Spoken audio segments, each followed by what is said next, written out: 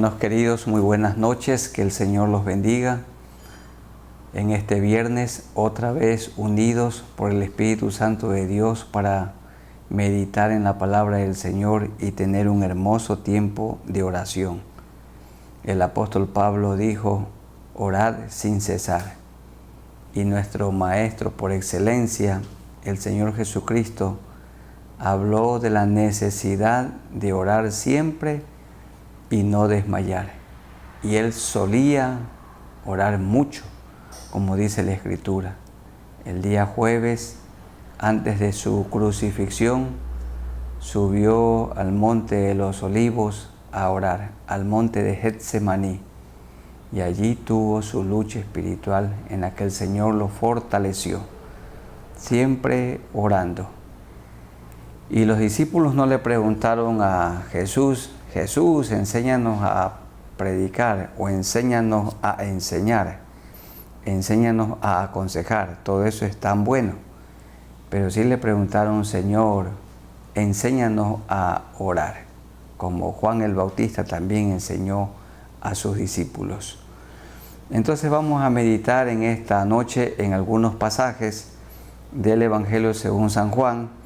Durante esta semana que se está terminando, estamos leyendo el Evangelio según San Juan, capítulos 8 hasta el 14. Y en esos capítulos vamos a meditar en algunas porciones y presentar nuestra oración, ruego, clamor delante del Señor. El primer pasaje, busquemos en el Evangelio según San Juan, el capítulo 8, los versículos 1 al 11. Repito, San Juan 8, 1 al 11, que dice de la siguiente manera: Y Jesús se fue al monte de los Olivos, y por la mañana volvió al templo, y todo el pueblo vino a él, y sentado él les enseñaba. Sentado él. Como también en esta noche y muchas ocasiones, los que enseñamos, los que predicamos, estamos sentados. Entonces los escribas y fariseos le trajeron una mujer sorprendida en adulterio, y poniéndole en medio le dijeron, Maestro, esta mujer ha sido sorprendida en el acto mismo de adulterio. Y en la ley nos mandó Moisés apedrear a tales mujeres. Tú pues, ¿qué dices? Mas esto decían tentándole, para poder acusarle. Pero Jesús, inclinado hacia el suelo, escribía en tierra con el dedo. No nos dice aquí el texto qué es lo que escribía. Y como insistieran en preguntarle, se enderezó y les dijo, el que de vosotros esté sin pecado, sea el primero en arrojar la piedra contra ella. E inclinándose de nuevo hacia el suelo, siguió escribiendo en tierra. Pero ellos, al oír esto, acusados por su conciencia, salían uno a uno, comenzando desde los más viejos hasta los postreros, y quedó solo Jesús y la mujer que estaba en medio. Enderezándose Jesús y no viendo a nadie, sino a la mujer, le dijo, Mujer, ¿dónde están los que te acusaban?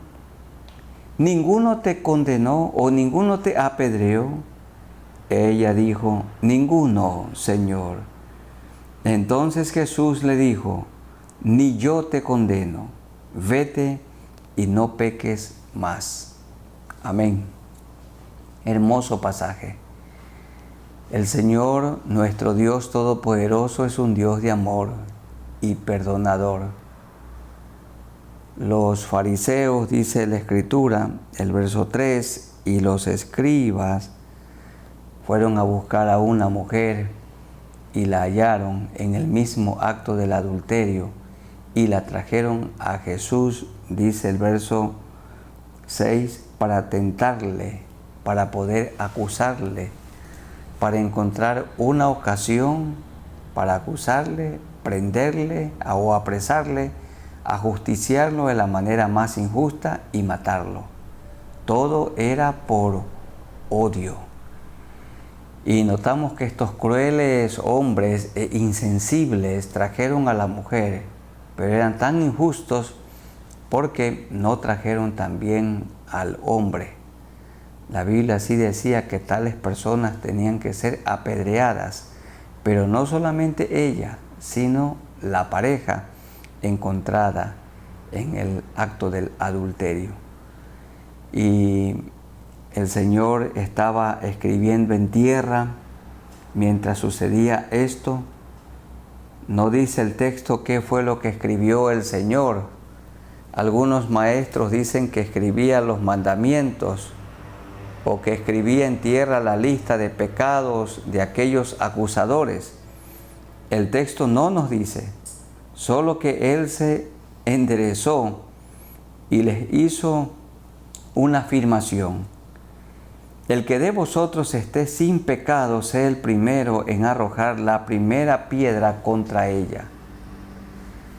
Entonces, el Señor no estaba diciendo que aquella mujer no debía ser castigada, solo que los que se sientan sin pecado, los que no sean acusados en su conciencia, apedréenla.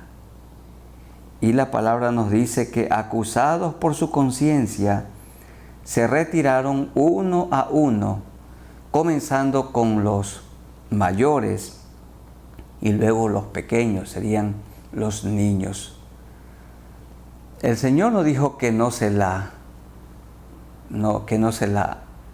castigue, que no se la exhorte de ninguna manera, solamente que lo hagan con una conciencia tranquila. Hermanos y amigos, la conciencia es una vocecilla interna que Dios ha puesto dentro de cada uno de nosotros. Y esa vocecilla nos dice que lo que estamos haciendo es bueno o es malo. Dios ha puesto eso dentro de cada uno de nosotros.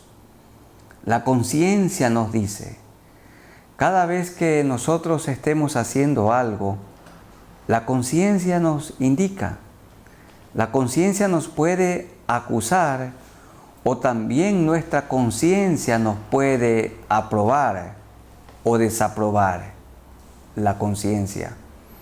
Y cuando venimos a Cristo, nuestros pecados son perdonados y entonces vivimos con una conciencia tranquila. Estos hombres, fariseos, saduceos, como Jesús los llamaba los judíos, acusados por su conciencia llena de pecado y de maldad, ellos también hacían lo que esta mujer hallada en el mismo acto del adulterio. Y si no lo hacían físicamente, lo hacían en su conciencia, porque la concupiscencia tiene que ver con cometer el acto pecaminoso en la mente. Y aunque ellos no lo hubieran hecho físicamente, sí lo hacían con su pensamiento. Por esta razón, acusados por su conciencia, se retiraban uno a uno. Y enderezándose el Señor por segunda vez, le preguntó a la mujer, ¿dónde están los que te acusaban? ¿Ninguno te condenó? ¿Ninguno te apedreó? Ella dijo, ninguno, Señor. Entonces Jesús le dijo, ni yo te condeno, vete y no peques más. Queridos amigos, esto es lo que el Señor hace con cada uno de nosotros. Esto es lo que Él hizo. Nosotros también vivíamos acusados por nuestra conciencia. Estábamos cargados de maldad, vivíamos en el pecado o practicando el pecado. Pero cuando Cristo vino a nuestro corazón, nuestra vida entera cambió. Él nos limpió con su sangre preciosa. Él ha limpiado nuestra alma y hoy somos una nueva persona con una conciencia tranquila. Queridos hermanos, en la fe, ¿le acusa su conciencia de algo o por algo? hay que presentar a Dios esa causa. Hay que confesarle a Dios el pecado. Y Él es fiel y justo para perdonar nuestros pecados y limpiarnos de toda maldad. Y queridos amigos, ustedes viven continuamente con una conciencia que los acusa.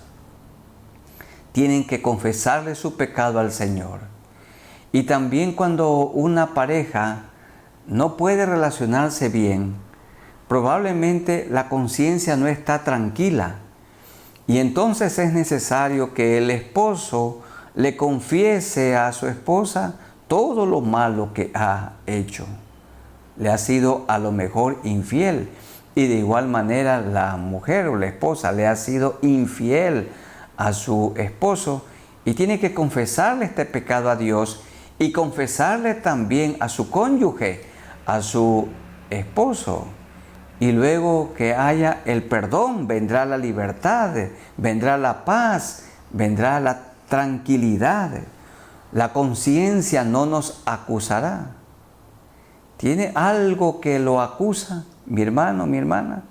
Amigos, ustedes tienen una conciencia que los acusa, porque están haciendo lo malo delante del Señor.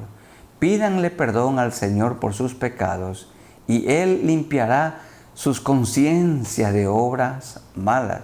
Les dará un nuevo corazón, una nueva mente, una nueva vida. Porque de modo que si alguno está en Cristo, nueva criatura es. Las cosas viejas pasaron y aquí todas son hechas nuevas. Si usted se arrepiente, el Señor le dice en esta noche, vete y no peques más. Comenzar a vivir entonces una vida como la que Jesucristo vivió aquí en la tierra. Inclinemos nuestros rostros para que Él mantenga nuestra conciencia limpia y aquellos que no tienen limpia su conciencia sean limpiados por el poder de la sangre del Señor Jesucristo. Oremos a Dios. Soberano Señor, gracias por la conciencia que nos has dado. La conciencia es esa vocecilla interna que nos acusa o nos defiende. Y si hay algo que en la conciencia de mi hermano se siente acusado o mi persona, Señor, tenemos que confesarlo. Hermanos queridos, llévelo en este momento a Dios en oración. Dígale, Señor, me siento afectado en mi conciencia por esto malo que he hecho.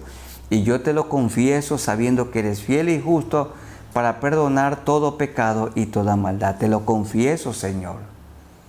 Y amigos queridos, ustedes que viven afectados por su conciencia, aguijoneados por su conciencia, por el pecado que hay en ustedes, confiésenle, pídanle perdón al Señor, díganle, Señor, en esta misma noche, díganle, Señor, perdóname mis pecados.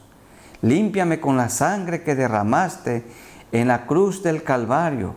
Limpia mi mente, limpia mi corazón, limpia mi alma, limpia mi conciencia. Y que yo pueda tener desde este momento una vida nueva, una vida agradable delante de ti. Gracias, Señor, porque tengo ahora paz en mi conciencia, paz en mi vida. Danos, Señor, tu paz. Que vivamos con la conciencia tranquila. ¿Y cuándo podemos vivir con la conciencia tranquila? Cuando hacemos lo justo y recto. Cuando vivimos una vida agradable delante de ti. Cuando vivimos haciendo tu voluntad. Cuando vivimos en obediencia. Cuando vivimos leyendo la palabra de Dios y obedeciéndola, guardando sus mandamientos. Entonces vivimos con la conciencia tranquila. No podemos vivir con la conciencia tranquila pecando. Para vivir con la conciencia tranquila hay que vivir una vida enteramente santificada, apartada, dedicada al Señor. Gracias, Señor, por el perdón.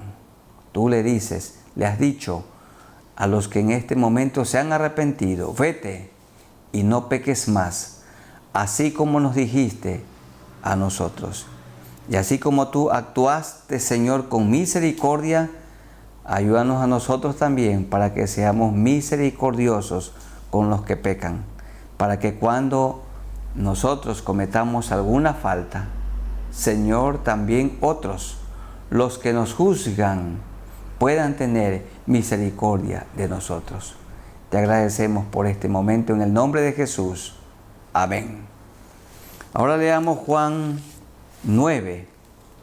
Juan 9, 1 al 12, que dice de la siguiente manera. Juan 9, 1 al 12. Al pasar Jesús, vio a un hombre ciego de nacimiento, y le preguntaron sus discípulos diciendo: Rabí, ¿quién pecó, este o sus padres, para que haya nacido ciego? Respondió Jesús: no es que pecó este ni sus padres, sino para que las obras de Dios se manifiesten en él. Me es necesario hacer las obras del que me envió, entre tanto que el día dura. La noche viene cuando nadie puede trabajar. Entre tanto que estoy en el mundo, luz soy en el mundo. Dicho esto, escupió en tierra e hizo lodo con la saliva y untó con el lodo los ojos del ciego. Y le dijo: ve a lavarte en el estanque de Siloé, que traducido es enviado. Fue entonces y se lavó y regresó viendo. Entonces los vecinos y los que antes le habían visto que era ciego decían: ¿no es este el que se sentaba y mendigaba? Unos decían: él es, y otros: a él se parece. Él decía: yo soy. Y le dijeron: ¿cómo te fueron abiertos los ojos? Respondió él y dijo: aquel hombre que se llama Jesús hizo lodo, me untó los ojos y me dijo: ve al Siloé y lávate. Y fui y me lavé y recibí la vista. Entonces le dijeron: ¿dónde está él? Él dijo: no sé.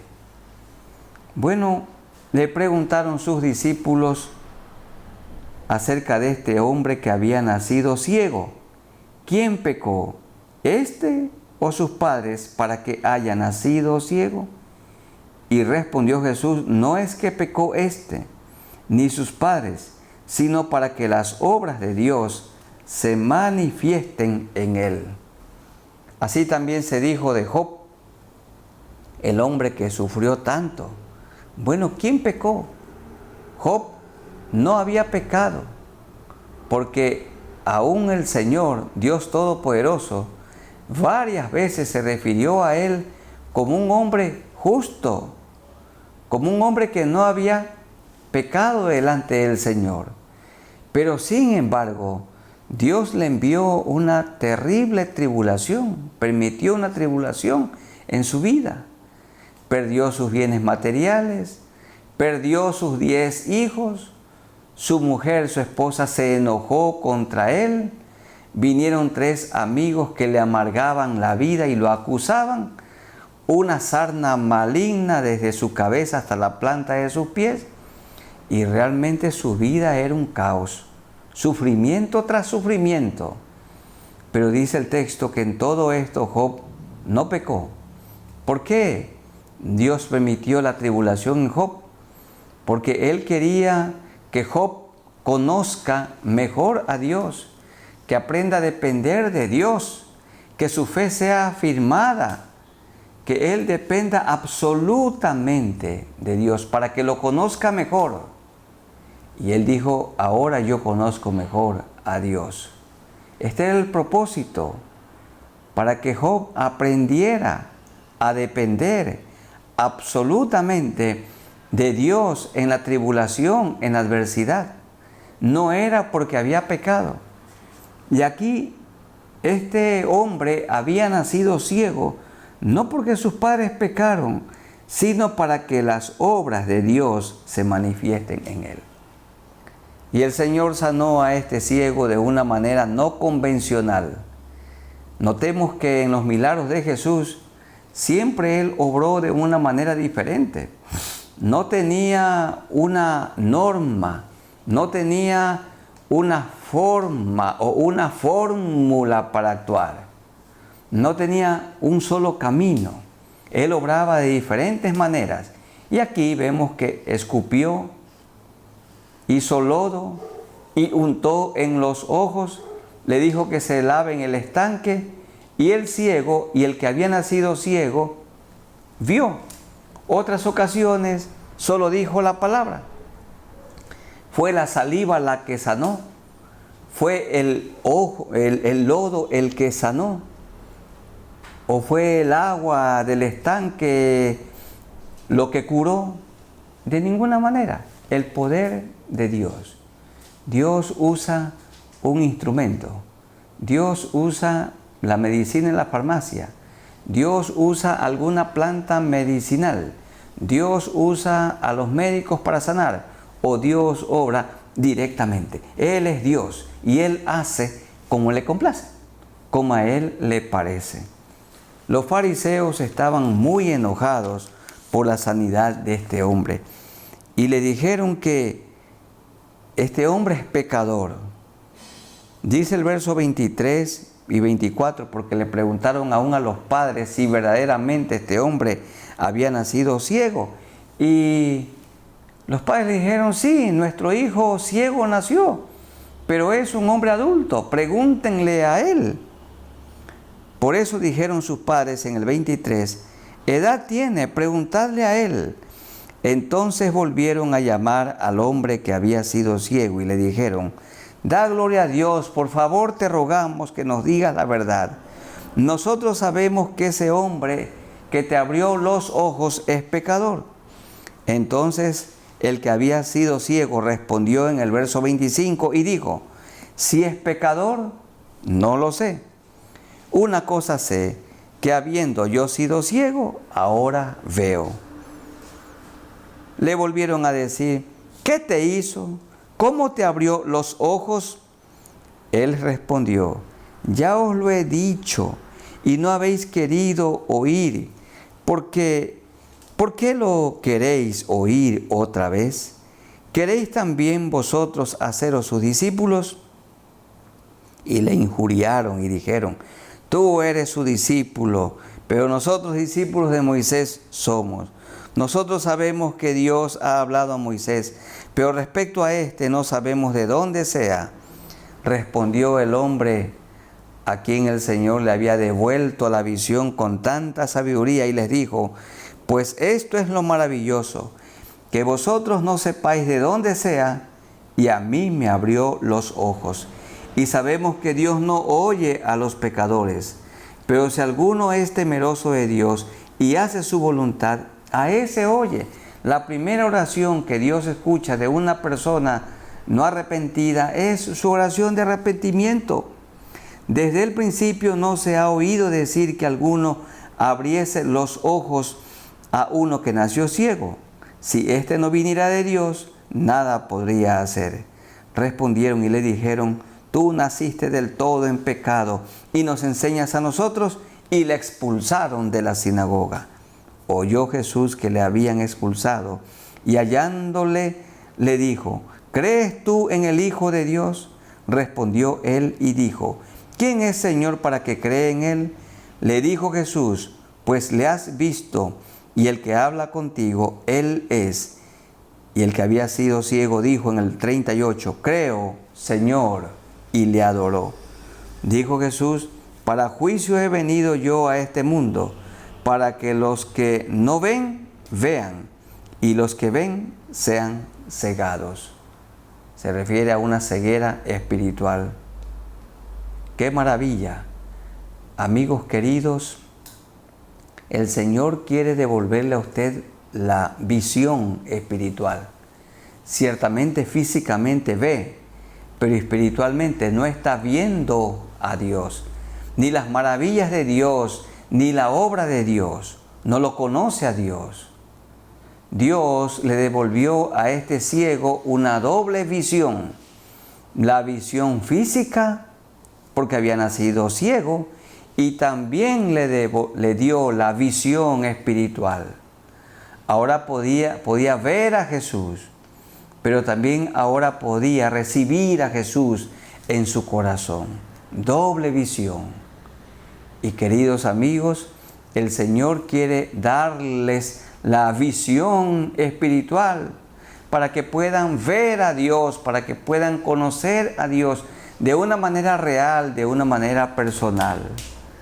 Vamos orando al Señor para que Él sane a los enfermos físicos y para que Él sane también a aquellos que no tienen una visión espiritual, así como lo hizo con este ciego, doblemente ciego. Ciego físicamente hablando y ciego espiritualmente hablando. Amado Señor, gracias porque viniste a esta tierra para que los ciegos vean. Este hombre había nacido ciego y tú hiciste lodo y pusiste en sus ojos, se lavó en el estanque de Siloé y tú lo sanaste con tu poder. Luego este hombre que había sido ciego glorificaba y testificaba de ti. Tú también le devolviste la visión espiritual porque tú le dijiste, ¿crees en el Hijo de Dios? Y él dijo, yo creo que tú eres el Dios encarnado. Y tú lo perdonaste, Señor, le perdonaste sus pecados. Padre bendito, le devolviste la doble visión, la visión física y la visión espiritual. Si hay hermanos enfermos, Señor, te rogamos en este momento que tú pongas tu mano sanadora sobre sus cuerpos. Tú obras de diferentes maneras. Sanas a los enfermos usando a los médicos, sanas a los enfermos usando la medicina de la farmacia, sanas a los enfermos usando alguna medicina natural, o lo haces directamente. Pero tú eres Dios soberano, eres el médico eterno y a ti acudimos. Sana, Señor, a las personas enfermas.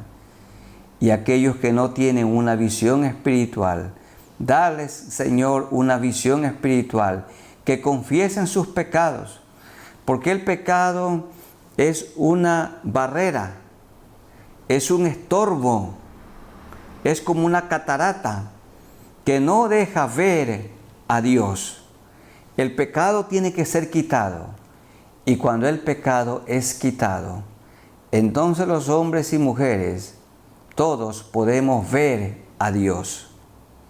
Gracias, Señor, porque tú nos has devuelto la visión espiritual y eres nuestro sanador físico también. Con amor te agradecemos. En el nombre de nuestro Señor Jesucristo. Amén. Leamos en tercer lugar en el capítulo 12, los versículos 1 al 8.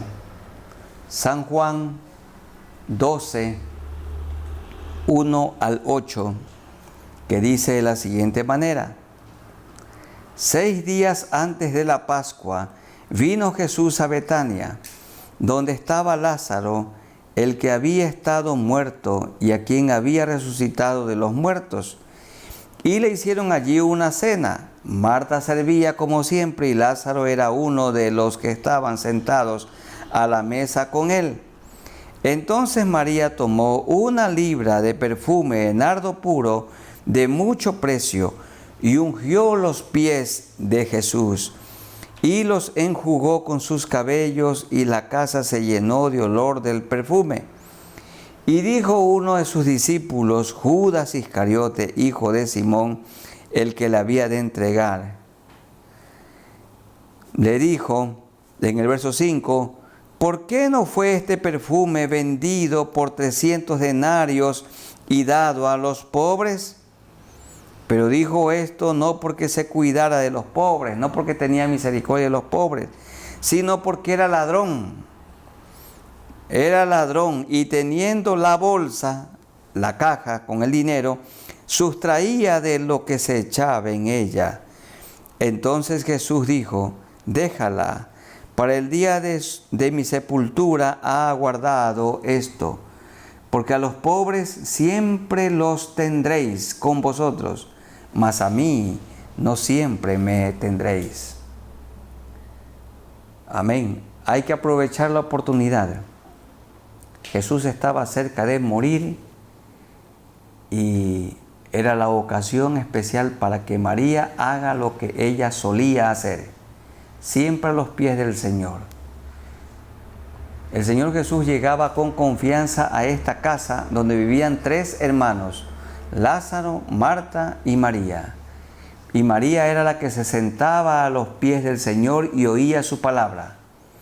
Cuando su hermano Lázaro murió, también ella se sentó a los pies de Jesús llorando. Y aquí la vemos sentada a los pies del Señor Jesús, poniéndole perfume y enjugándolos sus pies con este perfume costoso que ella había guardado durante mucho tiempo. Era la ocasión. No debemos dejar para mañana lo que podemos hacer hoy. Hoy es la oportunidad. Aquella era la oportunidad para María y María la aprovechó. Bien dijo Jesús, a los pobres siempre les podemos servir. En el pasado hubo pobres, gente muy pobre. Hoy hay mucha gente pobre. Y mientras haya vida en esta tierra, habrá gente pobre. Y siempre tenemos la oportunidad para apoyar, para ayudar, para dar, repartir de lo que el Señor nos ha dado. Pero esta era una ocasión única, especial.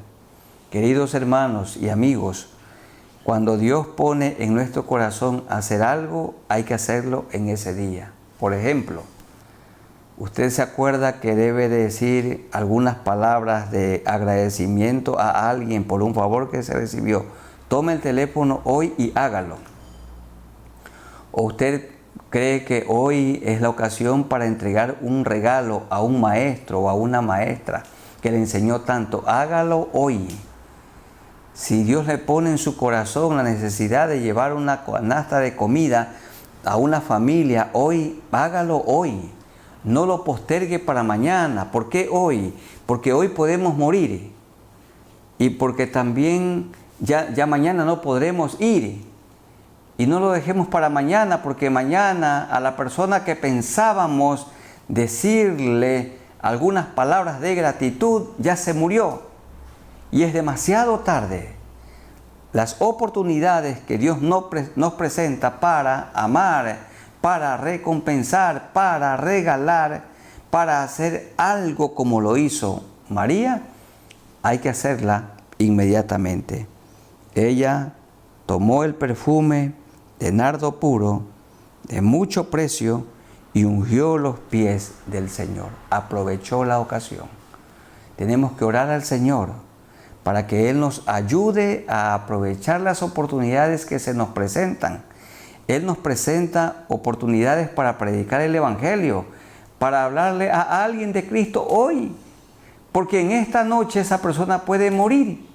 Y si mañana queríamos hablarle, ya es demasiado tarde mañana. Hoy es el día de salvación, hoy.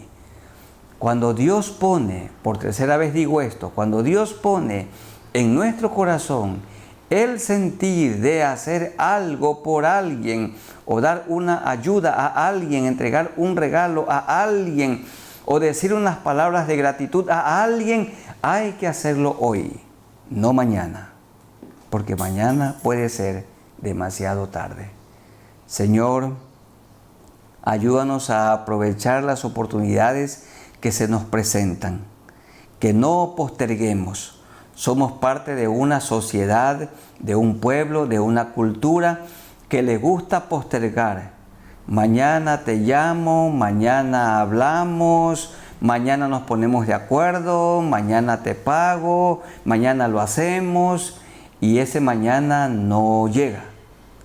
Aquí tenemos que aprender de María, la hermana de Lázaro y Marta. El Señor Jesús llegó a su casa, Él iba a entregar su vida por nosotros y aprovechó la oportunidad para perfumar sus pies, para oír su palabra, para adorarlo al Señor. porque a los pobres siempre los tenemos en medio de nosotros. Siempre ellos son una oportunidad para mostrar nuestro amor, compasión, para servir, para repartir, para regalar. Pero Señor, esta era una ocasión única que María tenía que aprovecharla y la aprovechó. Oh Dios, ayúdanos para que cuando tú pongas en nuestro corazón el sentir de hacer algo por alguien, de entregar un donativo a alguien, de decir palabras de gratitud a alguien, que no lo posterguemos para mañana, sino que lo hagamos hoy. Esto te rogamos en el nombre de nuestro Señor Jesucristo. Amén. Leamos del capítulo 13, Evangelio según San Juan, el capítulo 13, los versículos 1 hasta el 15. Un hermoso pasaje. Jesús lavó los pies de sus discípulos. Dice 13, 1 al 15. Antes de la fiesta de la Pascua, sabiendo Jesús que su hora había llegado para que pasase de este mundo al Padre, por esto María lo ungió sus pies, como había amado a los suyos que estaban en el mundo, los amó hasta el fin. Y cuando cenaban, como el diablo ya había puesto en el corazón de Judas Iscariote, hijo de Simón, que le entregase, sabiendo Jesús que el Padre le había dado todas las cosas en las manos y que había salido de Dios y a Dios iba, se levantó de la cena y se quitó su manto y tomando una toalla se la ciñó. Luego puso agua en un lebrillo, en un recipiente, y comenzó a lavar los pies de los discípulos y a enjugarlos con la toalla con que estaba ceñido.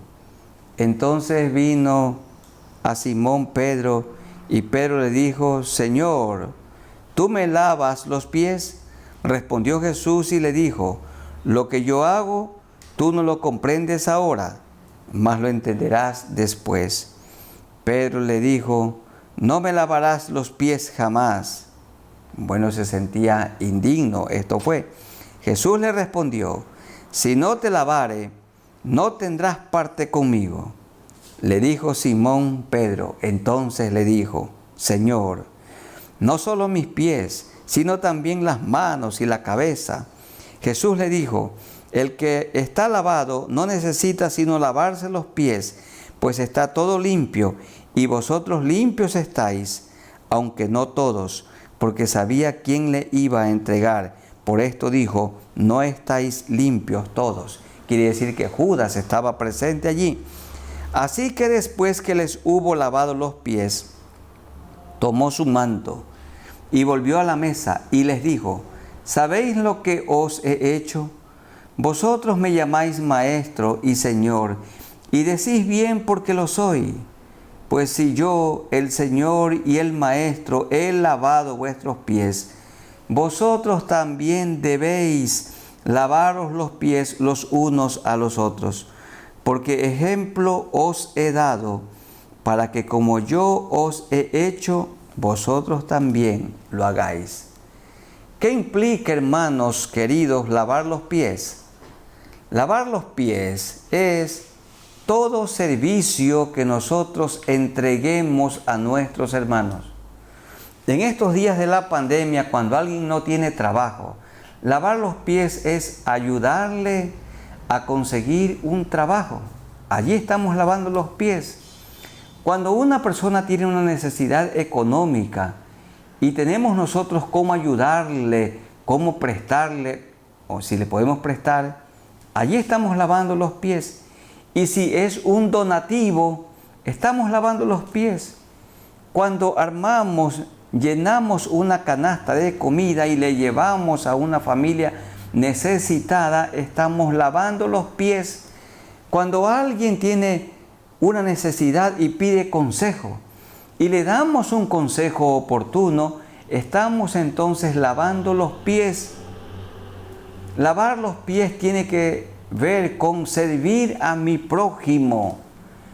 Y esto vino a ser el Señor como siervo, como esclavo de sus discípulos, de nosotros. Eran los esclavos aquel tiempo los que lavaban los pies. Y Jesús lo vemos aquí actuando como un esclavo, lavando los pies. ¿Y qué amor? Lavando los pies aún de su enemigo, el que se hizo su enemigo, Judas Iscariote, el que también le entregó. Y él dijo, porque ejemplo os he dado, para que como yo os he hecho, vosotros también hagáis.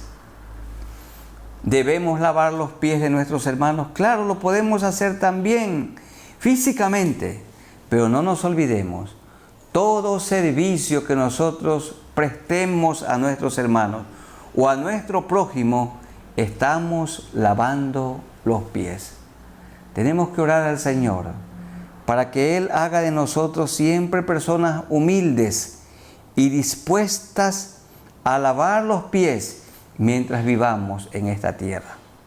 Los hermanos que trabajan en la oficina nacional, donde llegan los pastores para ser atendidos, son lavapiés.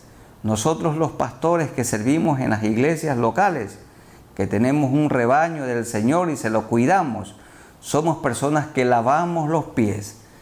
Pastor principal significa principal lavapiés de la congregación. Porque claramente dijo el apóstol Pedro, sino siendo ejemplos de la grey, no como teniendo señorío. El pastor no es como quien manda, no como quien gobierna, no como quien es el jefe, no como dictador, sino siendo ejemplo. Y aquí el Señor dice, porque ejemplo os he dado, para que como yo os he hecho, vosotros también hagáis. Muy difícil que una iglesia quiera prescindir de un pastor que lava los pies. Muy difícil.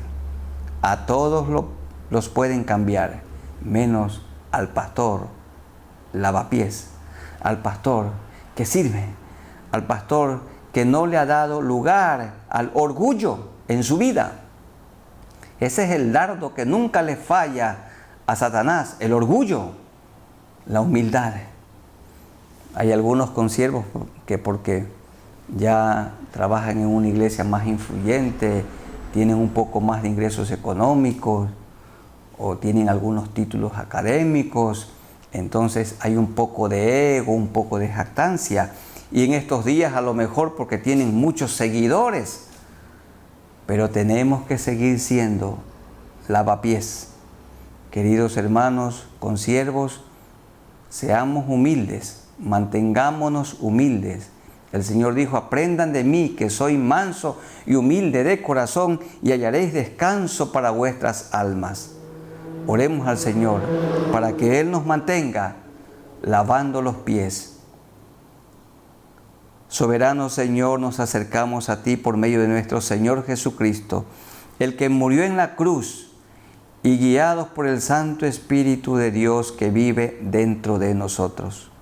Gracias por tu ejemplo.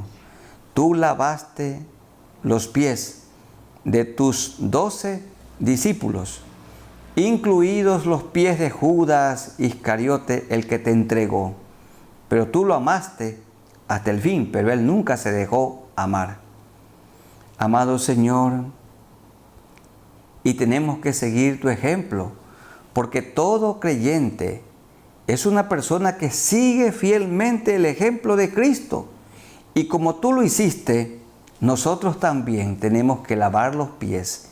Y lavar los pies a nuestros hermanos, lavar los pies al prójimo, es hacerle bien, es servirle. Todo servicio que nosotros prestemos a otro, estamos lavando los pies. Pero también lo podemos hacer y lo debemos hacer físicamente, Señor. Oh Señor, te rogamos que tú nos mantengas en humildad, así como tú viviste en humildad, porque tú dijiste, aprendan de mí que soy manso y humilde de corazón y hallaréis descanso para vuestras almas. Ayúdanos, Señor, que nos mantengamos como esclavos tuyos, sirviéndote a ti y sirviendo al rebaño que has puesto bajo nuestro cuidado, rebaño que te pertenece. Ayúdanos, Señor, que nos mantengas viviendo con sencillez. Esto te rogamos, en el nombre de nuestro Señor Jesucristo, quien es nuestro ejemplo supremo a seguir, en el nombre de Jesús. Amén. Y el último pasaje, Juan 13, 31 al 35. El último pasaje, Juan 13, 31 al 35. Entonces, cuando hubo salido, dijo Jesús: ahora es glorificado el Hijo del Hombre, y Dios es glorificado en él. Si Dios es glorificado en él, Dios también le glorificará en sí mismo, y enseguida le glorificará. Hijitos, aún estaré con vosotros un poco. Me buscaréis, pero como dije a los judíos, así os digo ahora a vosotros: a donde yo voy, vosotros no podéis ir. Está hablando de su ascensión al cielo. Un mandamiento nuevo os doy, que os améis unos a otros, como yo os he amado, que también os améis unos a otros. En esto conocerán aquí en Milagro, en la provincia del Guayas, en Quito, en Manabí, conocerán en Latinoamérica, en todo el mundo. En esto conocerán todos que sois mis discípulos, si tuviereis amor los unos con los otros. Entonces, el discípulo que muestra amor y que demuestra amor a otros, está demostrando que Cristo vive dentro de él. En esto conocerán todos que sois mis discípulos, si tuviereis amor los unos con los otros. Cuando en una iglesia las ovejas están peleando con su pastor y el pastor también peleando con las ovejas, y el escándalo sale fuera del templo, fuera de la iglesia, hasta los oídos de los paganos, blasfeman el buen nombre de Dios, porque esa no es una demostración de amor. Cuando un pastor, cuando una persona demanda a la Iglesia Nacional para recibir recompensas económicas, no está dando un buen testimonio, porque estamos haciendo quedar muy mal a la Iglesia del Señor, cuando claramente dice la palabra que ¿acaso no hay personas sabias dentro de la congregación, sino que el hermano con el hermano pleitea, y esto delante de los incrédulos? Definitivamente podrá haber algún caso cuando nos demanden, nos denuncien, y tendremos que defendernos también tomando algunos abogados. Pero queridos hermanos, ¿cómo conocerán todos que somos discípulos de Cristo si mostramos amor los unos para con los otros? Recuerden, hermanos, y recuerden, consiervos, que la gente se queda donde hay amor. ¿Cuáles son las iglesias que ganan a más personas para Cristo y las sostienen y que pueden ser sostenidas en esta pandemia? Donde hay amor. La gente se queda donde hay amor. El mundo en medio del cual vivimos, la ciudad en la que vivimos, la comunidad en la que servimos, ellos tienen que ver que nos amamos. Nos amamos, y cuando nos ofendemos nos perdonamos y seguimos adelante. Dios nos ha dado un corazón lleno de amor y también un corazón perdonador. Si tuvieseis y tuviereis amor los unos para con los otros. Oremos al Señor para que Él nos ayude a amarlo a Él y a amarnos entre nosotros. Y cuando nos ofendemos, que Él nos ayude a perdonarnos, No es el tiempo el que borra las faltas, sino el perdón. Hay que perdonarse, perdonarnos unos a otros como el Señor nos ha perdonado. ¿Qué les parece? Oremos al Señor. Amado Señor, gracias por este tiempo de meditación bíblica y oración. Y gracias, Señor, por este mandamiento nuevo que tú nos diste, que nos amemos los unos a los otros de la misma manera que tú nos has amado. Así tú quieres, Señor, que nos amemos unos a otros, porque la gente se queda donde hay amor. Danos, Señor, de tu amor, porque Dios es amor, y danos también un corazón perdonador. Cuando amamos y perdonamos, no vamos a vivir con amargura. Ninguna raíz de amargura se puede anidar en nuestro corazón. Cuando nos ofenden, tenemos que perdonar en nuestro corazón. Y cuando ofendemos, tenemos que buscar a quien hayamos ofendido y pedirle perdón. Señor, ayúdanos, que la muestra de nuestra relación íntima contigo sea el amor a ti y el amor entre nosotros. Que reine el amor en cada hogar cristiano, que reine el amor en tu iglesia, Señor, y en medio de la comunidad, que nuestro amor se vea por la manera como vivimos y las obras buenas que realizamos, que son el fruto de una fe genuina. No obramos para salvación, obramos porque ya tenemos la salvación. Señor, que produzcamos el fruto del Espíritu Santo y frutos dignos de arrepentimiento. Ayúdanos, Señor, a amar, aún a aquellos que se han hecho nuestros enemigos, y a perdonar, para vivir en paz y con la conciencia tranquila. Esto te rogamos en el nombre de nuestro Señor Jesucristo.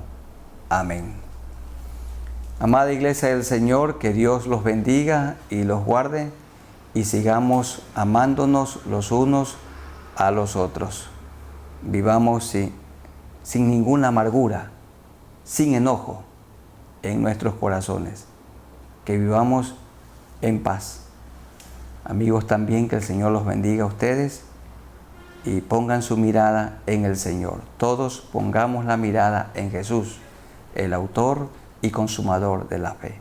Un abrazo para todos ustedes. Amén.